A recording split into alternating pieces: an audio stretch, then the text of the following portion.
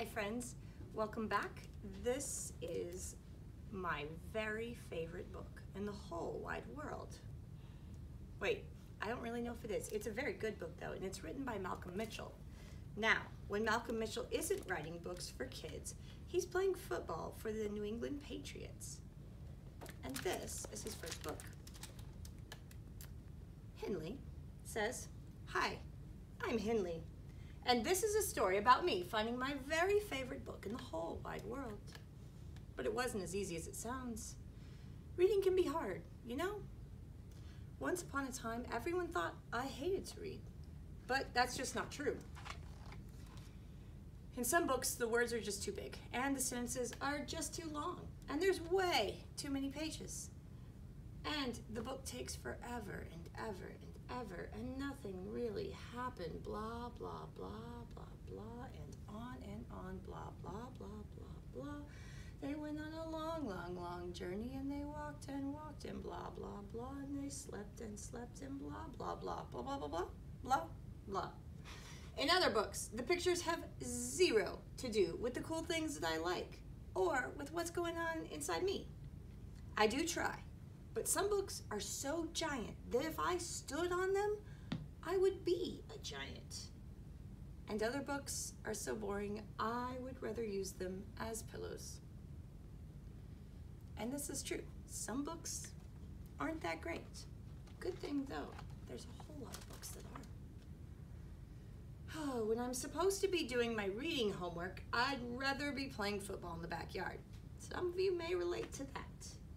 And when I'm asked to read the cookbook to help make dinner, I'd rather see how many grapes I can stuff into my mouth. That may not be the safest choice. Henley makes a series of bad decisions here, and this is maybe the worst. Once I took a wagon full of books to this town swimming pool to see how good they could swim. Oh, that would make me cry if you did that to my books. Now, when I tried to read a book about dinosaurs, it made my brain hurt, so I gave those books back to the dinosaurs. I've tried reading books about everything. I've tried reading books about mountains, pickles, aliens, monsters, cats chasing mice, mice chasing cats. I even found a book about cats chasing mice up a mountain with monsters eating pickles with aliens. That sounds kind of cool. But none of those things made reading more fun or easier. All that changed when Mrs. Joy gave us the worst homework assignment ever. Find your favorite book, she said, in the whole wide world and bring it to class, bring it to school tomorrow. It can be a book about anything as long as you love it, because you'll share it with the whole class. Ugh, the school bell sounded like 100 horns blowing in my ear. Just thinking about the yucky homework assignment gave me a super headache. Oh, and it made my hands sweaty. Gross. On the way home from school, I stopped by the mighty library hoping to find a book that could be my very favorite. My friends went into the library ahead of me. When it comes to finding books, I'm not so fast. Inside, there was a nice man sitting behind a jumbo-sized desk. I asked him if he would help me find my very favorite book in the whole wide world.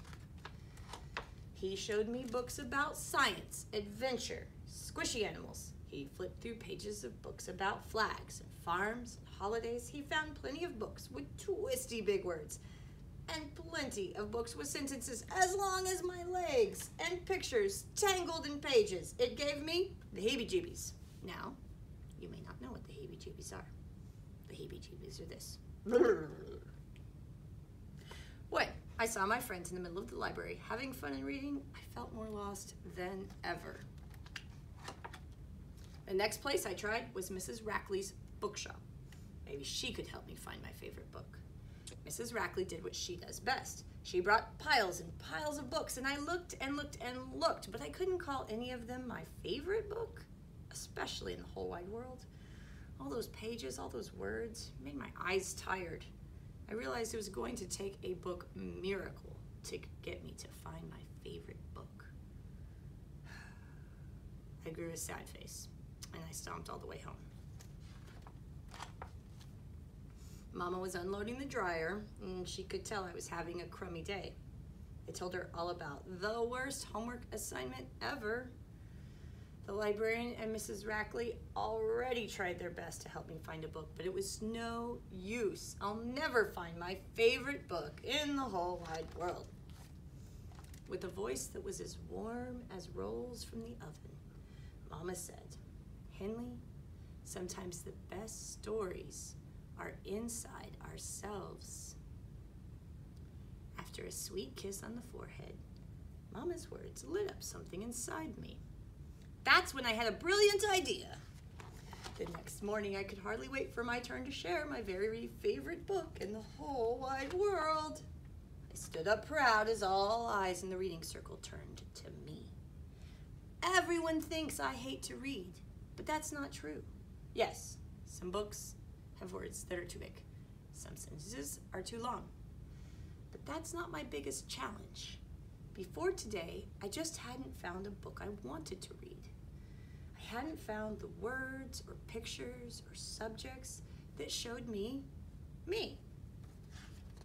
So, last night, I wrote my own book. I called it my very favorite book in the whole wide world. It's about a big, fat, bumpy journey to finding the perfect book. My book has words and pictures and pages that show me me, and they show you me.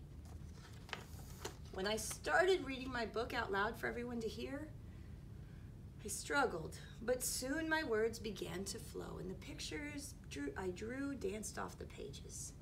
Everyone can have a favorite book in the whole wide world, even if you have to write it yourself. When I was done telling my story, all my classmates clapped and cheered. Yay! Woo! And my teacher gave me a gold star on my homework. And that's the truth. And that's the end. And there's Mr. Malcolm Mitchell. I hope you enjoyed that story. I'd like to hear about what books you like the most. It's hard to pick a favorite, but if you could, let me know and put that in the comments. I'll see you next week. Bye.